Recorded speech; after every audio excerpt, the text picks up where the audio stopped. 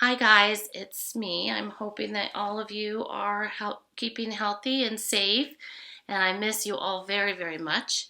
But hopefully we'll be together again soon. And I thought I could read one of our very favorite stories together, Caps for Sale. Once there was a peddler who sold caps, but he was not like an ordinary peddler carrying his wares on his back. He carried them on the top of his head. First he had on his own checked cap, then a bunch of gray caps, then a bunch of brown caps, then a bunch of blue caps, and on the very top, a bunch of red caps.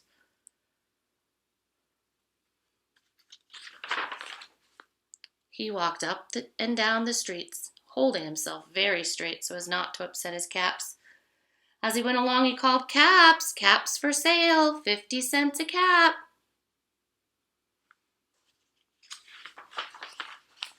One morning he couldn't sell any caps. He walked up the street and he walked down the street calling, "Caps, caps for sale, 50 cents a cap." But nobody wanted any caps that morning. Nobody even wanted a red cap. He began to feel very hungry, but he had no money for lunch. "I think I'll go for a walk in the country," said he, and he walked out of town slowly, slowly, so as not to upset his caps. He walked for a long time until he came to a great big tree. "That's a nice place for a rest," thought he, and he sat down very slowly under the tree and leaned back little by little against the tree trunk so as not to disturb the caps on his head. Then he put up his hand to feel if they were straight. First his own checked cap, then the gray caps, then the brown caps, then the blue caps, then the red caps on the very top.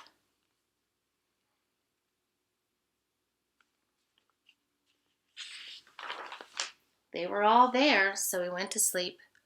He slept for a long time.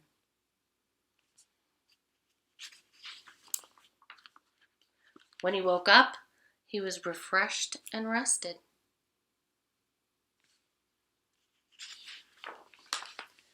But before standing up, he felt with his hand to make sure his caps were in the right place. All he felt was his own checked cap.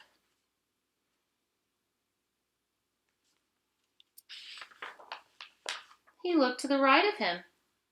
No caps. He looked to the left of him. No caps. He looked in back of him. No caps. He looked behind the tree. No caps. Then he looked up into the tree. And what do you think he saw?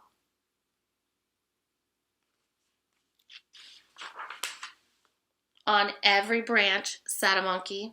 On every monkey was a gray or a brown or a blue or a red cap.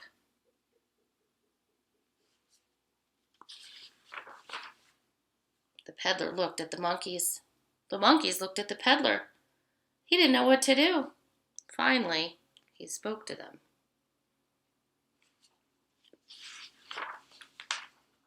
"You monkeys, you," he said, shaking a finger at them, "you give me back my caps." But the monkeys only shook their fingers back at him and said, "Tss, tss, tss."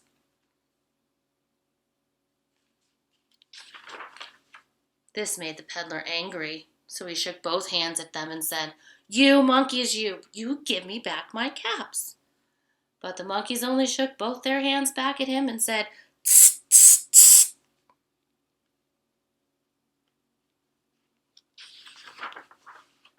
Now he felt quite angry. He stamped his foot and he said, "You monkeys, you better give me back my caps."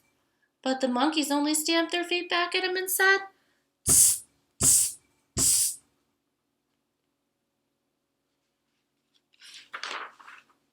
By this time, the peddler was really very, very angry. He stamped both of his feet and shouted, "You monkeys, you must give me back my caps." But the monkeys only stamped both their feet back at him and said, "Tss, tss, tss."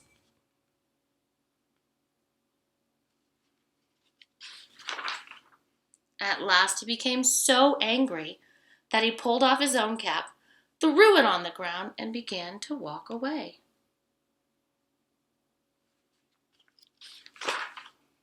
But then each monkey pulled off his cap.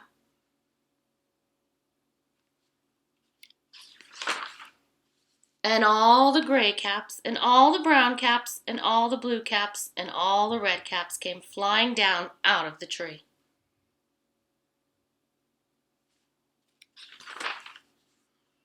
So the peddler picked up his caps and put them back on his head.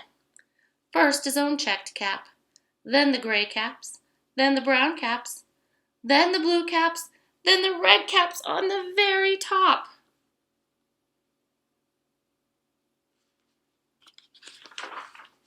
And slowly, slowly, he walked back to town, calling, "Caps, caps for sale, 50 cents a cap." And that is the end.